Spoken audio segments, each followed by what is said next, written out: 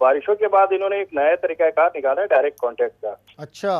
तो ये सबके इल्म में इन्होंने सबसे पहले एक 20 स्कीमें डायरेक्ट कॉन्टेक्ट पे थी जब बारिशें हुई। ठीक है। तो 1 अरब की, फिर उसके बाद फिर इन्होंने 5 स्कीमें दी 50 करोड़ की। ठीक है। फिर 5 स्कीमें दी 50 करोड़ की।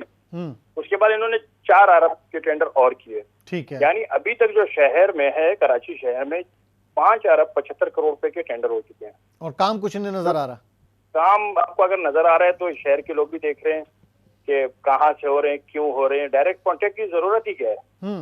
नहीं तो ये कौन सा तरीकेकार है? ये क्या जुल्फकार साहब, ये क्या तरीकेकार है? ये क्या तरीकेकार है कि ना अखबार में इशू हो, ना बिडिंग हो, और डायरेक्ट और 40-40 80-80 करोड़ के ठेके, 40-40 करोड़ के टेंडर इन्होंने किए हैं 10।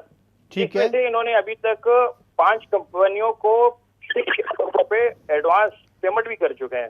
एक ही दिन इन्होंने वर्क आर्डर भी इशू किया है। 14 तारीख को इन्होंने वर्क आर्डर इशू किया है और 15 तारीख को इन्होंने पेमेंट ही कर दी है। अच्छा। हालांकि इसमें आप जब एग्रीमेंट करते हैं उसमें वर्क आर्डर में 7 दिन की डेट होती है कि भाई हम 7 दिन में काम स्टार्ट करेंगे। ठीक है। इन्होंने एक ही दिन में कंसल्टेंट के बगैर, हालांकि इसमें इन कामों में कंसल्टेंट भी है, ये सबसे पहले कंसल्टेंट के पास जाता है थ्रू प्रॉपर चैनल, वहां से हो के वापस आता है। तो इसमें 2 दिन 5 दिन 10 दिन कम से कम लगते हैं। और कंसल्टेंट पेमेंट उस शक्ल में करता है कि आप 10 से 15 या 20% काम करो।